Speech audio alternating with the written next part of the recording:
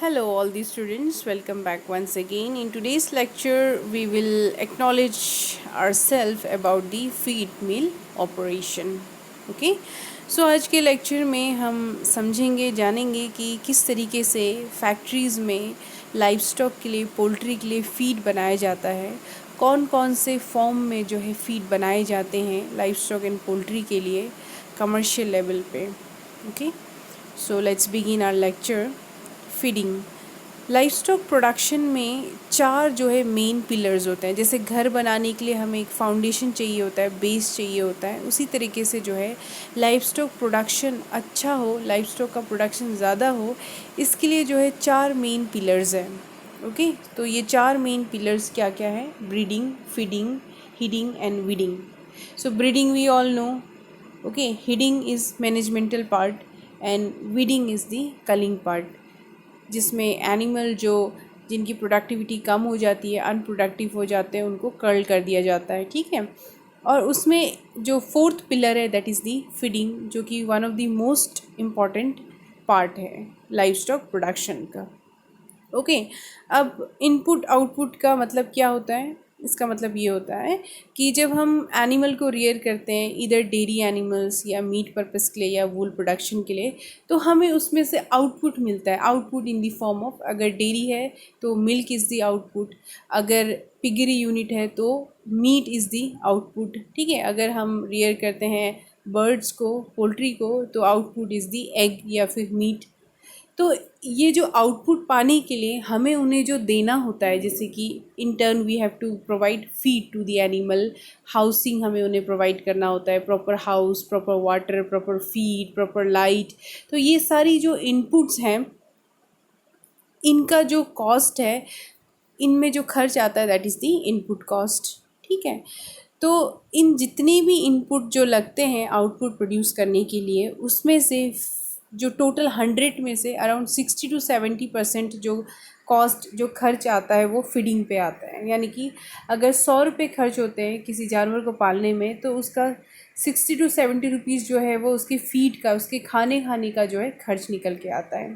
ठीक है. इसलिए फीडिंग बहुत ही ज़्यादा इम्पॉर्टेंट है, स्पेशली पोल्ट्री एंड पिगरी के केस में.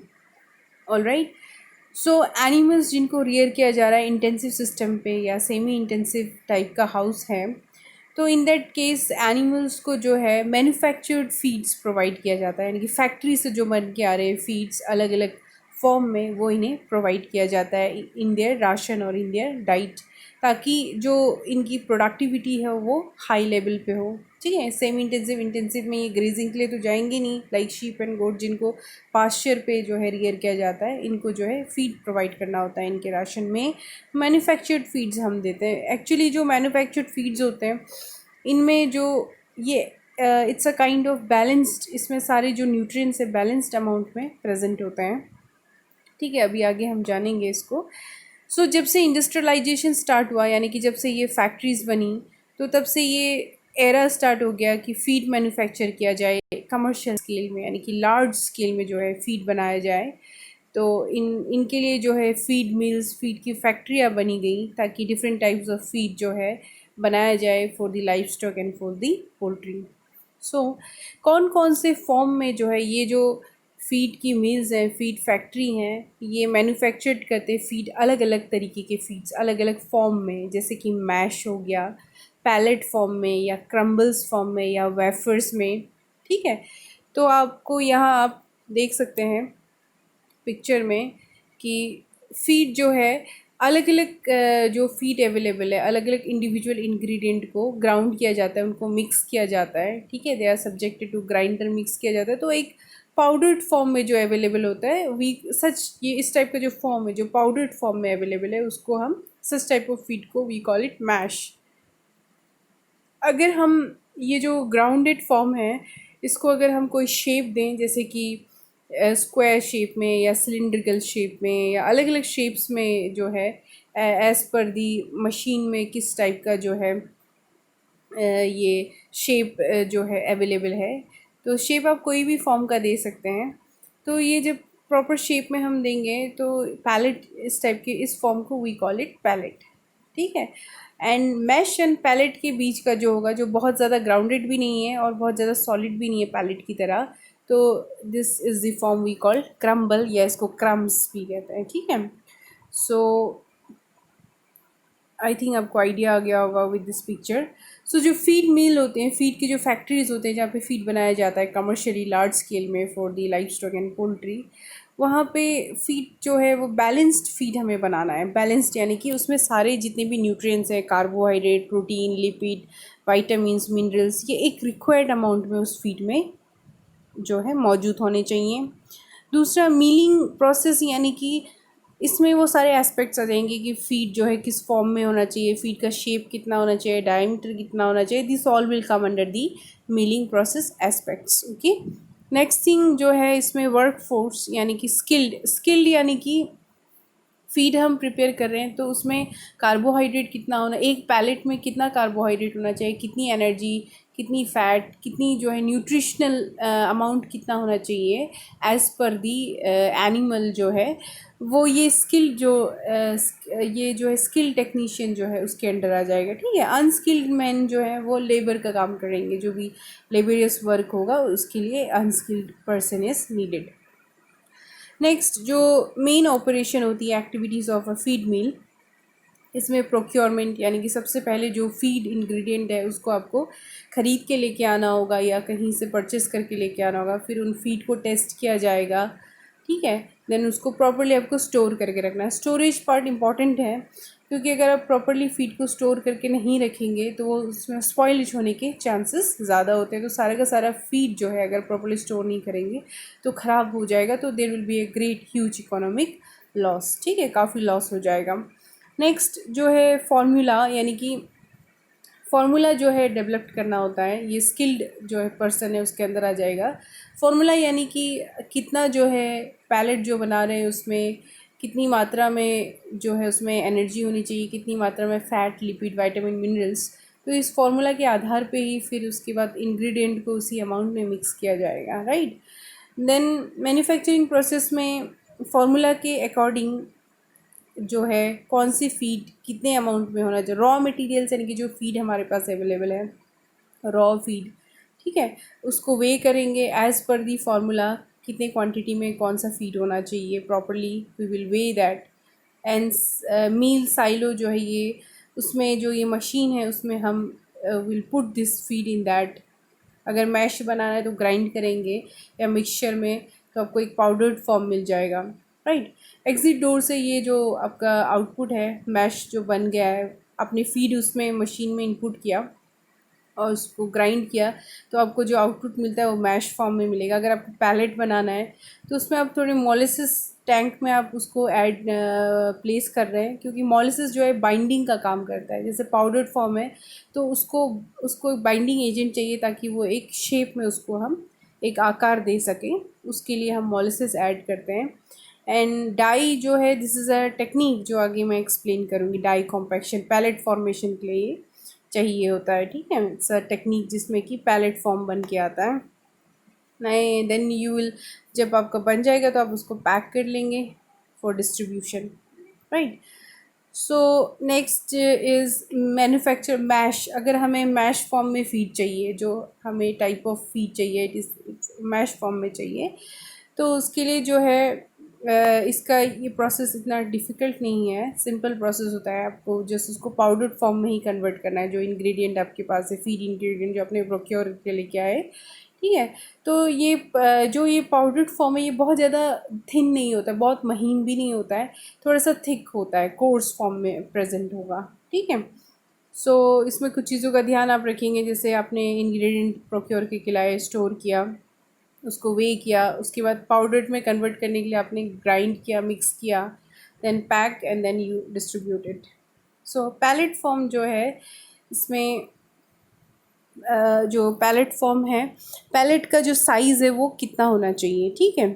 तो अगर आप पोल्ट्री के लिए फीड बना रहे हैं तो पैलेट का जो साइज़ है वो कम होना चाहिए, 3 से 4 मिलीमीटर जो है उसकी डायामीटर होनी चाहिए, ठीक है। अगर आप लार्ज एनिमल के लिए फीड बना रहे हैं पैलेट फॉर्म में तो उसका डायामीटर जो है 10 से 12 डायामीटर होना चाहिए, राइट। सो अगर हम पैलेट के साइज़ को रिड्यूस्ड कर देते हैं पाउडर जितना महीन नहीं होगा लेकिन पैलेट जैसा भी नहीं होगा, but in between the powder and pellet अगर उसके साइज़ को हम रिड्यूस कर रहे हैं तो we call it crumble or the okay we call it crumble or the crumbs. इसको जो है इसके साइज़ को रिड्यूस करने का जो है what is the plus point ये है कि जब हम साइज़ रिड्यूस कर देते हैं तो इसका जो डाइजेशन है वो प्रॉपरली होगा। क्यों? क्योंकि आपने देखा होगा कि जब हम सॉलिड चीज़ को पाउडर्ड फॉर्म में कन्वर्ट करते हैं उसका सरफेस एरिया इंक्रीज़ हो जाता है। जब सरफेस एरिया इंक्रीज़ होगा तो जब एनिमल उसको इंजेस्ट करेगा तो डाइजेस्टिव एंजाइम्स जो उसमें एक्ट करेंगे तो more enzymes will act on it. ठीक है, ज़्यादा से ज़्यादा जो है सरफेस एरिया ज़्यादा अवेलेबल होगा तो डाइजेशन जो है प्रॉपरली होगा। इसलिए हम जो है प्रेफर कर रहे हैं कि उसको ब्रेक डाउन करके उसका साइज़ रिड्यूस कर दे ताकि more surface area is available for the digestive enzymes to digest the feed. Alright, so next is pellet बनाना जो है मैश फॉर्म से थोड़ा सा डिफ़िकल्ट है, a bit not as simple as that technique for making the mash. So इसमें process क्या है, सबसे पहले जो भी इंग्रेडिएंट है यानी कि रॉ जो फीड आप लेके आ रहे हैं उनको प्रॉपर्ली स्टोर करके रखेंगे ओके ताकि उनका स्पॉइलेज ना हो। ऑल्सो रोडेंट्स या कोई भी जो वाइल्ड जो रोडेंट्स या रैट जो है उनको खाए ना, उनको इस सेफ तरीके से आप स्टोर करके रखेंगे। ठीक है, and then you will weigh it, उसको आप उसका मेजर वे करेंगे फॉर्मूलेशन के अकॉर्डिंग। ठीक है, तो आपने जो फार्मूला बनाया है उसके हिसाब से आपको फ़ीड लेना है। तो कौन सा फ़ीड जो है कितना होना चाहिए इसको आप properly as per the formula you will weigh it. आपको बैच में 1 टन बनाना है स्मॉल एनिमल के लिए या 2 टन में बनाना है, अकॉर्डिंगली आप वे करेंगे। अगर स्मॉल प्लांट है, अगर फैक्ट्री स्मॉल है, स्मॉल स्केल में है तो मैनुअली हाथ से भी मेजरमेंट वे कर सकते हैं, लेकिन अगर लार्ज स्केल में बनाना है तो आप बैच वेइंग सिस्टम का यूज़ कर सकते हैं। But the weighing should be as per the formula के हिसाब से कौन सा इंग्रेडिएंट कितने अमाउंट में होना चाहिए। देन आप इसको ग्राइंड करेंगे। ग्राइंडिंग प्रोसेस में क्या है कि जो फीड इंग्रेडिएंट है उसका साइज़ को रिड्यूस कर दिया जाता है, उसको पाउडर्ड फॉर्म में जो है कन्वर्ट किया जाता है। ठीक है, देन प्री मिक्सिंग में क्या है कि फीड इंग्रेडिएंट में हम जो है सप्लीमेंट ऐड करते हैं, जैसे वाइटामिन्स हम ऐड करते हैं या हम कोई ग्रोथ प्रोमोटर्स ऐड कर रहे हैं या कोई मेडिसिन हम ऐड करना चाहते हैं फीड में। ठीक है, फॉर हेल्थ को इम्प्रूव करने के लिए एनिमल के, उसके ग्रोथ को प्रमोट करने के लिए या प्रोडक्शन को एनहेंस करने के लिए। तो इसको अगर एज सच हम फीड में मिक्स कर देंगे तो इक्वल डिस्ट्रीब्यूशन नहीं होता है। जैसे आपने जो भी इंग्रेडिएंट वे किया है टोटल, ठीक है, उसमें अगर आप वाइटामिन या मिनरल्स जो भी ऐड करना चाहते हैं या growth factor as such mix करेंगे तो इक्वल डिस्ट्रीब्यूशन नहीं होगा। इसीलिए हम ये जो भी ऐड करना चाहते हैं वाइटामिन या मिनरल्स इसको पहले से मिक्स, इसको अलग से जो है हम प्रॉपरली मिक्स करते हैं स्मॉल बैच में। ठीक है, जिसको we call it premix. फिर इस प्री मिक्स को किसी फीड इंग्रेडिएंट्स के साथ थोड़े और लार्जर अमाउंट में मिक्स करते हैं। उसके बाद जब प्रॉपरली मिक्स हो जाएगा तो जो हमारा मेन बैच है जिसमें कि फीड हम बनाना है उसमें हम ऐड कर देते हैं ताकि इक्वल डिस्ट्रीब्यूशन हो। ठीक है, इक्वल डिस्ट्रीब्यूशन, क्योंकि हम जो ये पैलेट फॉर्म में बना रहे हैं इसमें थंब रूल यही है कि हर पैलेट में जो फीड जो भी फीड हमने ऐड किया है उसका इक्वल डिस्ट्रीब्यूशन होना चाहिए। यानी कि हर पैलेट में जो न्यूट्रिशनल कंटेंट है, चाहे कार्बोहाइड्रेट का हो, प्रोटीन का हो, विटामिन मिनरल्स का, उसका एक बैलेंस अमाउंट में प्रेजेंट होना चाहिए। ठीक हो गया। देन हम कितने टाइम के लिए मिक्स करेंगे डिपेंड करेगा कि इंग्रेडिएंट्स कितने हैं। हमने जो फीड बनाया है उसमें 5 अलग प्रकार के फीड थे या 6 प्रकार अलग प्रकार के फीड थे, दैट डिपेंड्स। ओके, और पार्टिकल्स को हमें कितना महीन बनाना है, बहुत ज़्यादा महीन बनाना है या थोड़ा कोर्स रहने देना है, इन सब फैक्टर्स पे डिपेंड करेगा। सो पैलेट बनाने के लिए 2 जो है टर्म्स यहाँ हम दें, कंडीशनिंग एंड कॉम्पैक्शन। कंडीशनिंग में हम क्या करते हैं, कंडीशनिंग में जो हमारे पास ये इंग्रेडिएंट अवेलेबल है इसको हम सब्जेक्ट करते हैं टू स्टीम, यानी कि स्टीम जो है स्टीम में इसको सब्जेक्ट करते हैं, डायरेक्टली इंजेक्ट करते हैं इनटू द स्टीम को, जो भाप होता है स्टीम उसको डायरेक्टली इंजेक्ट करते हैं इनटू द फीड ताकि जो मैश फॉर्म में उसको हम कंडीशनिंग कर सकें। इससे क्या होता है कि स्टेरिलाइजेशन हो जाता है। एक तो फीड का स्टेरिलाइजेशन यानी कि आपको मैंने एक्सप्लेन किया था डिसइंफेक्शन में, स्टेरिलाइजेशन में जितने भी 100% जो माइक्रो ऑर्गेनिजम्स है वो किल हो जाते हैं, बट यहाँ पे पार्शियल स्टेरिलाइजेशन है, ठीक है, इट्स नॉट कंप्लीट स्टेरिलाइजेशन। तो इसका टेम्परेचर जो है it will reach about 85 degree to 90 degree Celsius जब हम सब्जेक्ट करेंगे टू स्टीम, ठीक है।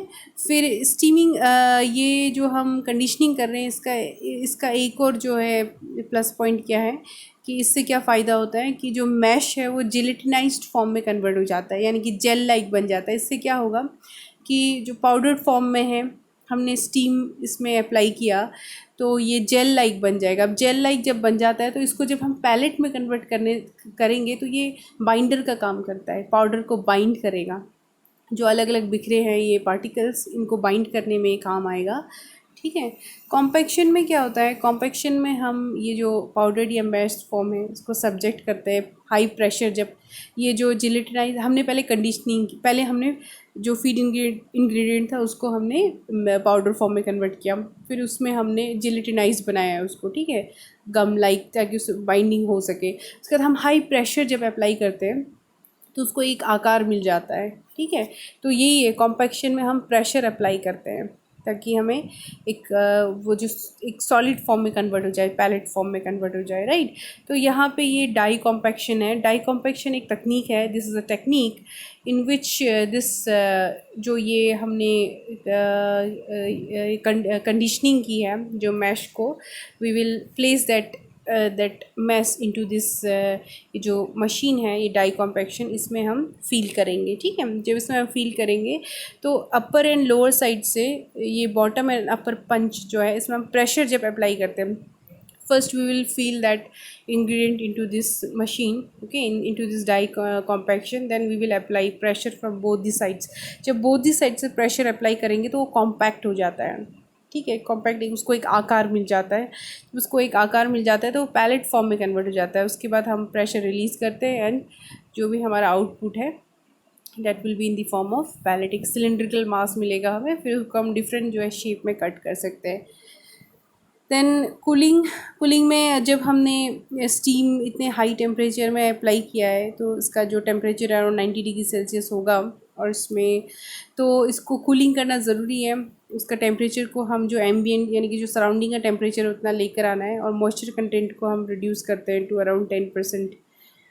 देन मॉइस्चर कंटेंट इवेपोरेशन के थ्रू हम जो है इवेपोरेट कर रहे हैं, तो इवेपोरेशन के थ्रू मॉइस्चर जो है लॉस हो रहा है। एंड देन पैक, फाइनल जो स्टेप है पैक करेंगे एंड डिस्ट्रीब्यूट कर देंगे, ठीक है। So that's it, thank you.